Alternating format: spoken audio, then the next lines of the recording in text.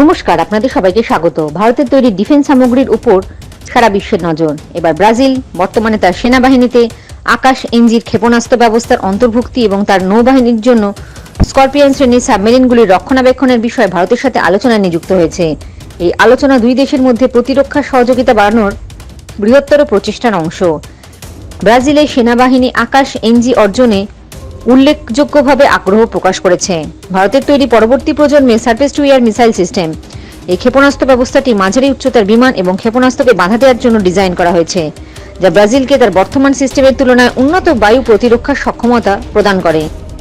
আলোচনা শুধু সংগ্রহের মধ্যে সীমাবদ্ধ নয়, তারা সম্ভাব্য প্রযুক্তির বিনিময় জড়িত, যা ব্রিক্স পরিকাঠামোর মধ্যে দ্বিপাক্ষিক সম্পর্ককে শক্তিশালী করতে পারে।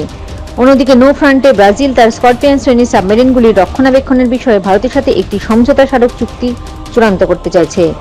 অনুরূপ সাবমেরিন মডেলগুলির সাথে ভারতের অভিজ্ঞতাকে কাজে লাগিয়ে এই সহযোগিতা পারস্পরিক সুবিধা প্রদান করবে বলে আশা করা হচ্ছে।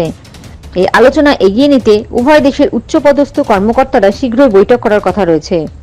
এই আলোচনাগুলি ব্রাজিল এবং ভারতের মধ্যে একটি কৌশলগত অংশীদারিত্বের ইঙ্গিত দেয়, যার লক্ষ্য উন্নত প্রযুক্তি এবং সহযোগিতামূলক রক্ষণাবেক্ষণ অনুশীলনের মাধ্যমে ব্রাজিলের প্রতিরক্ষা সক্ষমতা বৃদ্ধি করা। এই আলোচনার ফলাফল ভবিষ্যতে আরও শক্তিশালী সামরিক সহযোগিতার দিকে নিয়ে যেতে পারে। জয় হিন্দ, জয় জওয়ান, জয় কিষান।